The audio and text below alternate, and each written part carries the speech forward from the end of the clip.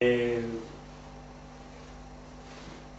je pense que, comme on dit, la guerre s'est arrêtée faute de combattants, parce que de part et d'autre, ils étaient vraiment arrivés à l'extrême limite de la résistance.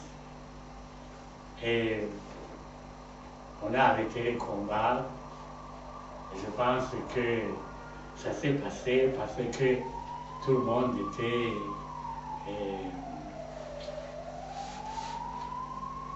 on était à bout, quoi. Et c'est à ce moment-là, alors que notre poète, on dit Aed Matai, a composé le grand poème du Burundais intitulé Mbozabarira.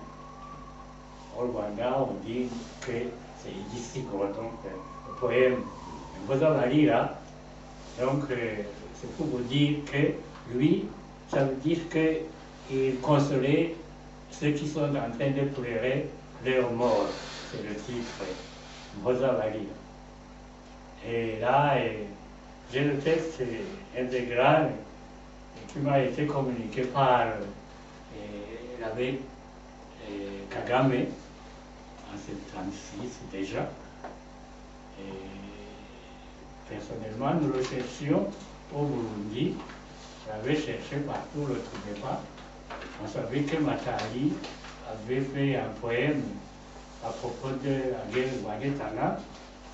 Mais ce poème, on savait que c'est Mbozabarira, mais on n'avait jamais pu avoir le texte tout à fait exact. Et heureusement, avec Kagame l'avait recueilli entièrement, une extension, et j'ai le privilège de l'avoir.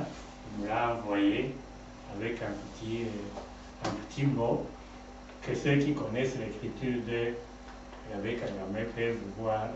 C'est l'écriture authentique de sa main. Alors, Mbozabarira termine par ces mots: Mbabajije nduwabibonye ibipfa n'ibikira twese turayibushitse. Donc il dit qu'il a vu tout ce qui s'est passé, il console les gens, mais n'oubliez pas que tous nous sommes simplement des passagers sur cette terre. Voilà, c'est un magnifique texte que malheureusement je n'arrive pas à déchiffrer parce qu'il était écrit dans le style ésotérique.